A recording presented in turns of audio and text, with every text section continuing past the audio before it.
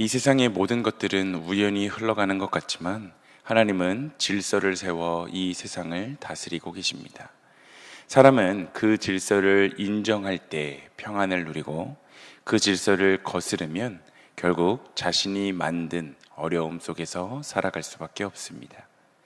오늘 본문은 자세히 살펴보면 하나의 큰 흐름이 반복되고 있는데, 그것은 사람은 자신의 생각과 욕심을 따라 살아가려 하지만 하나님은 당신의 질서 위에 이 세상을 다스리신다라는 것입니다.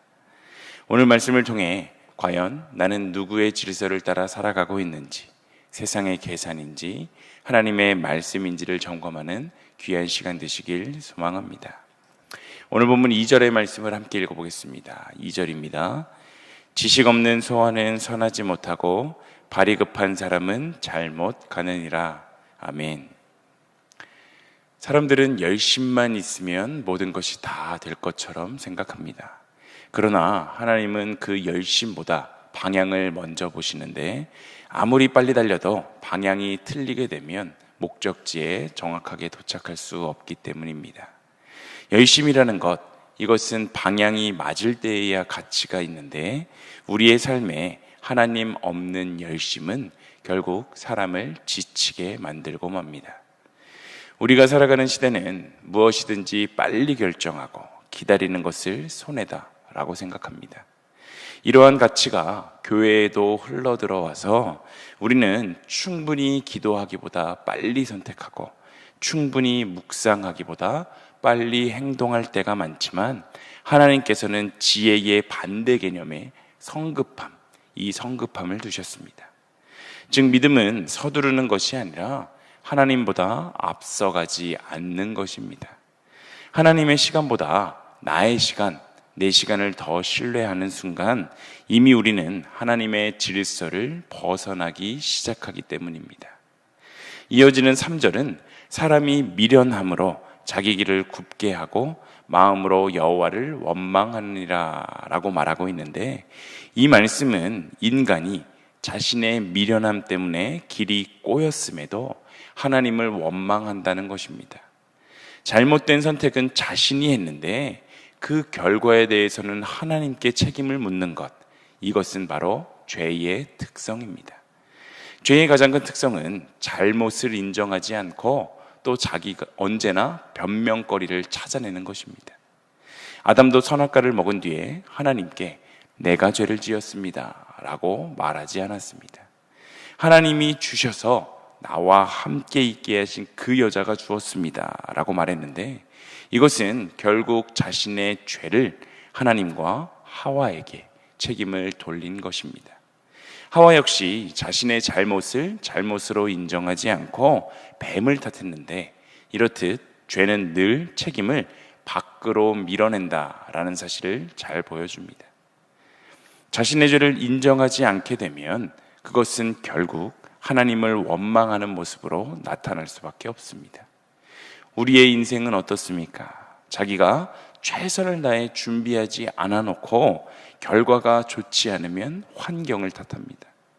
무리하게 투자했다가 실패하게 되면 세상을 원망하고, 기도하지 않고 자기 마음대로 결정해놓고 일이 틀어지면 하나님이 왜 나를 이때 도와주지 않으셨습니까?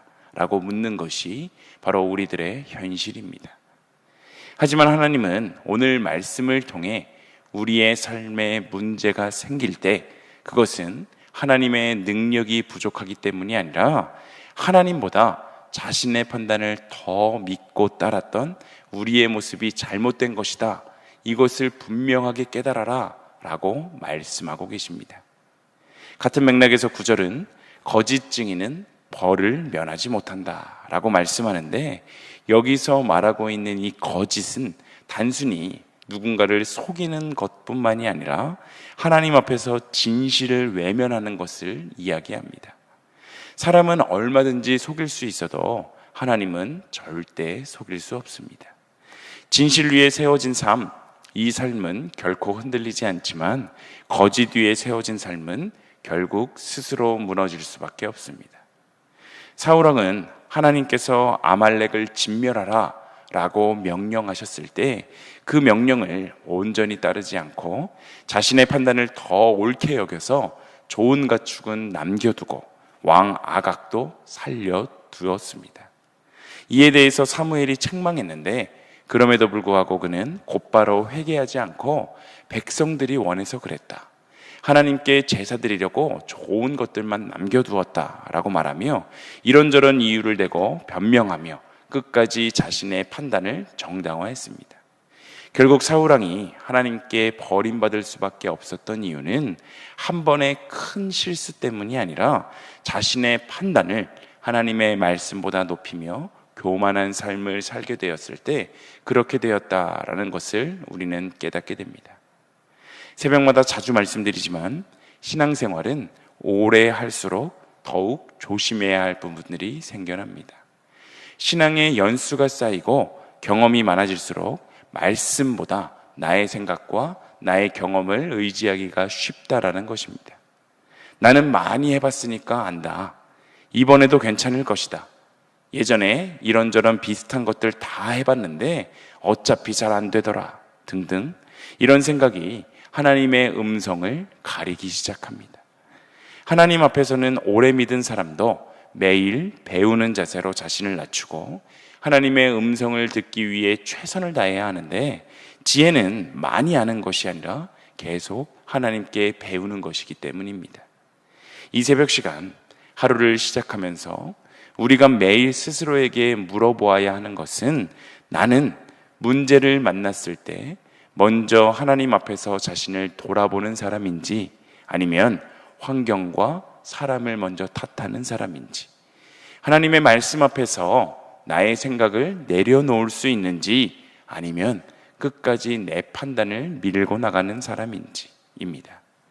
지혜로운 사람은 자신의 판단이 언제나 틀릴 수 있음을 인정하는 사람인데 그래야지만 언제든지 하나님의 말씀 앞으로 나아가서 자신의 행동을 수정할 수 있기 때문입니다.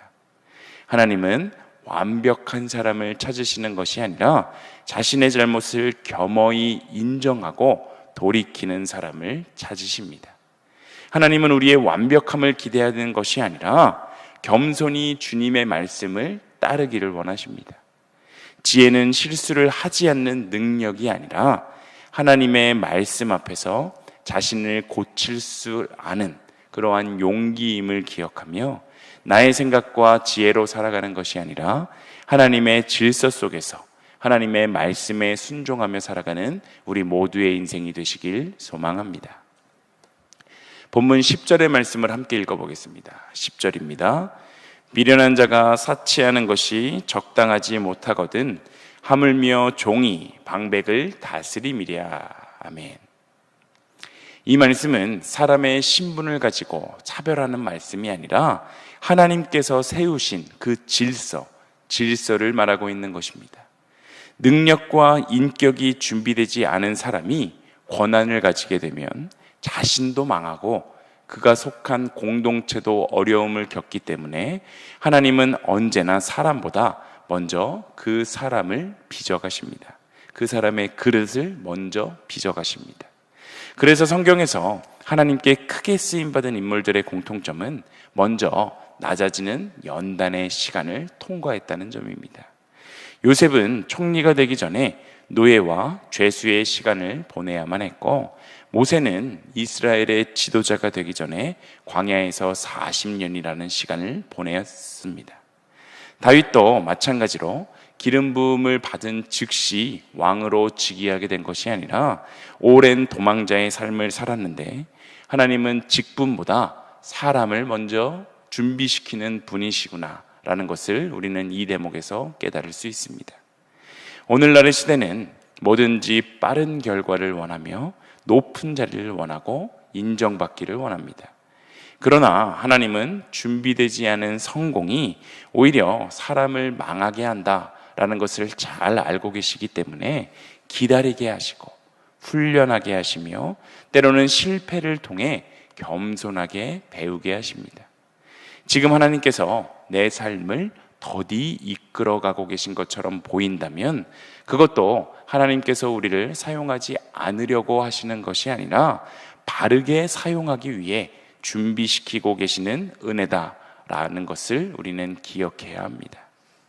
이러한 하나님의 질서는 인간 관계에서도 동일하게 나타나는데 11절은 노하기를 더디하는 것이 사람의 슬기요 허물을 용서하는 것이 자기의 영광이라 라고 말씀합니다. 세상은 즉시 반응하는 사람을 솔직한 사람이다 라고 평가하며 높이는데 화가 나면 곧바로 표현하고 억울하면 바로 맞서 싸우라고 이야기합니다. 하지만 하나님은 참된 힘은 감정을 터뜨리는 데 있는 것이 아니라 자신의 감정을 다스리는 데 있다. 노하기를 더디하는 것이 바로 사람의 슬기다라고 말씀하고 계신 것입니다. 대장간에서 단단하고 날카로운 최고의 명검을 만들 때 가장 중요한 과정은 바로 담금질입니다. 이 담금질은 수천도의 불길 속에서 달구어진 그 뜨거운 철을 순식간에 차가운 물 속에 집어넣는 과정인데, 뜨거운 철이 차가운 물을 만나는 그 순간 비로소 철의 조직이 긴장하고 뭉쳐지면서 부러지지 않는 단단한 칼이 되는 것입니다.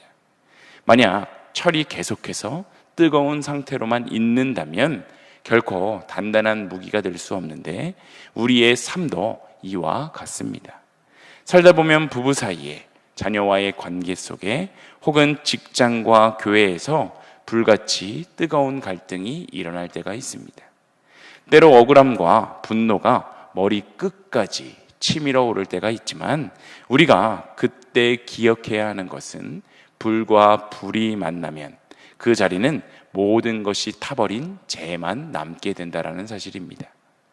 양쪽 모두가 뜨겁게 달아올라 맞서면 그 관계는 처참하게 부러지거나 녹아내려서 결국에는 파국을 맞이하고 맙니다. 하지만 누군가 불같이 달아올라서 나를 향해 쏟아부을 때 내 안에서 끓어오르는 화를 한 템포 늦추는 것, 차가운 물처럼 가라앉은 절제된 마음으로 그 열기를 받아내는 것, 이것이 바로 성경이 말하고 있는 슬기입니다. 우리가 화를 더디내고 차분함을 유지하는 것, 이것은 내가 힘이 없어서도 아니고 할 말이 없어서 비겁하게 참는 것도 아니라 깨어지기 쉬운 소중한 관계를 지켜내기 위한 강한 영적인 능력임을 기억하시길 소망합니다. 내가 차가운 물이 되어서 상대의 열기를 받아줄 때 그 갈등은 상처로 끝나지 않고 오히려 서로를 더 단단하게 만드는 믿음의 담금질이 될 수 있습니다. 큰 목소리, 빠른 의사결정이 문제를 해결하는 것이 아니라 오히려 절제된 마음이 문제를 올바르게 해결할 수 있다라는 사실을 기억하며, 오늘도 내 감정에 휘둘리는 것이 아니라 노하기를 더디함으로 내 감정을 이기고 끝내 소중한 관계를 지켜내시는 슬기로운 믿음의 주인공들 다 되시길 소망합니다. 오늘 말씀을 정리합니다. 오늘 본문을 통해 우리는 하나님께서 세상을 다스리시는 원리 두 가지를 깨닫게 되었습니다. 사람은 자기 생각을 믿고 성급하게 행동하지만 하나님은 당신의 질서에 따라 하나님의 시간에 맞추어 일하십니다. 자신의 생각을 믿고 또한 자신의 잘못을 인정하지 않는 사람은 결국 하나님을 원망할 수밖에 없지만, 지혜로운 사람은 하나님의 말씀 앞에 자신의 인생을 돌아보게 됩니다. 또한 하나님의 질서는 우리가 일상에서 분노를 절제하고 용서하는 삶, 이것인데 하나님께서는 바로 이러한 삶을 기뻐하십니다. 이 시간 새벽을 깨워 함께 예배하는 우리들에게 하나님은 거창한 것을 요구하지 않으십니다. 그저 오늘 하루 나의 질서를 인정하며 살아라 라고 말씀하고 계십니다. 내 생각보다 하나님의 말씀을 앞세우고, 내 감정보다 하나님의 뜻을 먼저 구하며, 내 욕심보다 하나님의 질서를 신뢰하는 삶을 살아갈 때 하나님께서는 우리의 삶을 가장 선한 길로 인도하신다, 이 사실을 믿으며 오늘도 하나님과 동행하며 살아가는 우리 모두의 삶이 다 되시길 간절히 소망합니다.